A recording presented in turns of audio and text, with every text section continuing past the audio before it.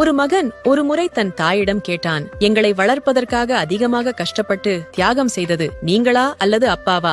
அதற்கு தாய், இந்த கேள்வியை நீ என்னிடம் கேட்டிருக்க கூடாது. குழந்தைகளை வளர்ப்பதில் ஒரு தாய்க்கும் தகப்பனுக்கும் எவ்வித கஷ்டமும் இல்லை. இருந்தாலும் சொல்கிறேன், உங்க அப்பா என்னை திருமணம் செய்து கொண்டபோது சொந்த விருப்பங்களுக்கும் நலன்களுக்கும் அதிக முக்கியத்துவம் கொடுத்தவர். நீ பிறந்த பின்னர் தன் விருப்பு வெறுப்புகளை மாற்றி உங்களுக்காக, உங்கள் நலனுக்காக உணவு, உடை, மருந்து மற்றும் உங்கள் கல்விக்கு என பல தேவைகளுக்காக சம்பாதித்தார். நீங்களும் நானும் இந்த குடும்பமும் உன் தந்தையின் வியர்வையில் உருவானவர்கள். மகன் இதே கேள்வியை தன் தந்தையிடம் கேட்டார். அவரின் பதில் வேறு மாதிரி இருந்தது. உங்கள் தாயார் எவ்வளவு தியாகம் செய்தார் என்று எனக்கு தெரியவில்லை. உன்னை வளர்ப்பதற்காக அவள் எவ்வளவு கஷ்டப்பட்டாள் என்று கூட எனக்கு தெரியவில்லை. அவளுடைய பொறுமையும் விடாமுயற்சியும் தான் இந்த குடும்பத்தை இன்று இந்த நிலைக்கு கொண்டு வந்தது. என்னுடைய வருமானத்திற்கு ஏற்ப செலவுகளை செய்தாள். தனக்கு தேவையான எதையும் அவள் இதுவரை என்னிடம் கேட்டதில்லை. உங்களுக்காக தான் என்னுடன் சண்டையிட்டிருக்கிறாள். அவளது தியாகத்தை விட நான் ஒன்றும் பெரிதாக செய்யவில்லை என்றார். மகன் தனது சகோதரர்களிடம் சொன்னான், நம்மை விட இந்த உலகில் அதிர்ஷ்டசாலிகள் யாரும் இருக்க முடியாது.